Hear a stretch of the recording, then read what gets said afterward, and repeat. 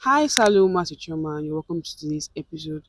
I want to talk about a very sensitive topic that we don't like talking about, and that is the no sex before marriage. And I'm using this to address the godly folks because read of something, I think it was aired on radio, where a some women were saying, maybe one or two, that they got married hmm, only to discover in the marriage that the man could not perform his duties in the marriage. After they just notice the man doesn't touch them, is not interested. Each time she comes to him, he keeps complaining or giving excuse, oh, he's tired and all. And that went on for like months, 1 month, 2, 3, 4 months. So she had to question what's happening, only to discover that the man could not perform his duties. And I feel like a lot of godly folks fall into this trap. Yes, we are of the opinion, yes, that no sex before marriage, but the fact you are saying no sex before marriage does not mean that you should not do the needful, right? I'm not saying have sex. No, in fact, that's the least of what I'm saying right now. I'm not saying have sex. There are tests you can run in the hospitals, right? You can check, go to the hospital, run tests. Because you having sex, what if you get pregnant and the person is not ready to father that child? Or the fact that somebody can father a child does not mean the person will be a responsible dad or a responsible father. It's just a different ballgame entirely. But what I'm saying is that aside maybe you having tests,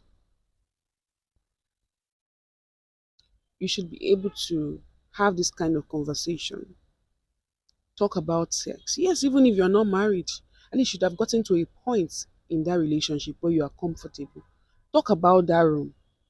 Even you don't need to be in a cozy space, but you have to talk about it. Because if this is what you people will be doing the rest of your life, why won't you talk about it in courtship? Why shy away from those topics? In fact, this time around, I don't think I want to blame our parents, because why blame them if that was the same way their parents raised them? Because trust me, I don't know if there's any mother that would tell a child that, okay, this is how to have sex, or this is what to expect when you get married, or this is how sex will feel. I don't know. And trust me, I don't think the church is going to even teach you that. You are only left to discover that when you get married. So I don't know whether I would maybe make a video about not how to have sex, so no, but something about knowing you. It will be most likely for the females. Knowing you and knowing your body and all. Please don't get me wrong. I'm not encouraging you to have sex. I am saying that if you're a godly folk and you're dating somebody, have go to the hospital and run some tests. And if you are with the person, come on, you must be able to visit the person you're dating. Maybe in the morning, or you will absolutely notice it. How would you be with somebody and you don't notice that what his brother down there is not standing? I know things can happen, but the aim of this video is just to make sure that, or just to help younger people stay at alert. And the saddest part of this is that there are some guys that deliberately do this.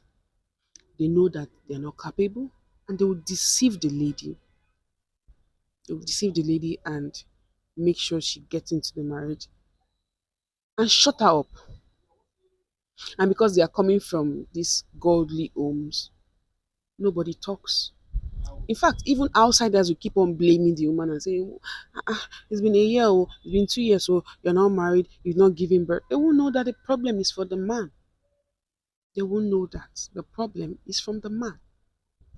No wonder people that are not even this godly, once they enter and they say that this is not what they are expecting, they leave the marriage. Yes, we preach no divorce, but if it is based on lies, it is allowed. But not by, I don't know where it is in the Bible, but the person lied to you. And sometimes some of these issues have solutions.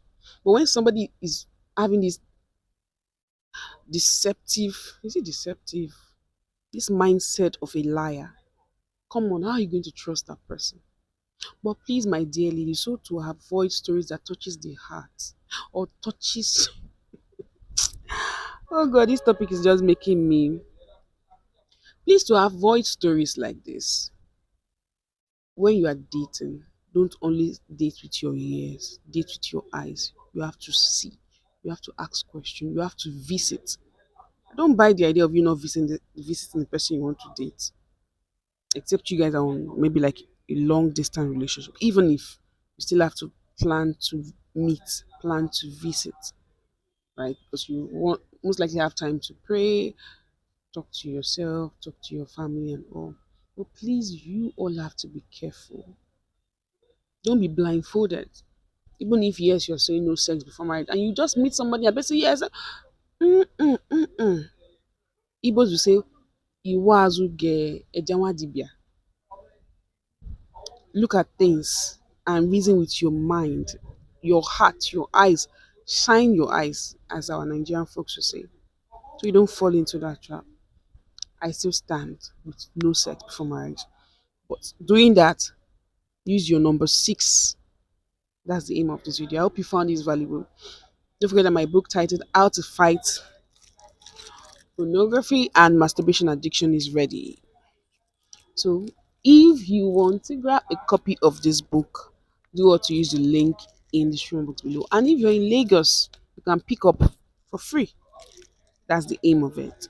So thank you so much for watching this episode. I will see you in another one. I would like to hear from you. For example, if you're in a situation and you got married to somebody just to discover maybe the person is impotent, what will you do? Be sincere. What will you do?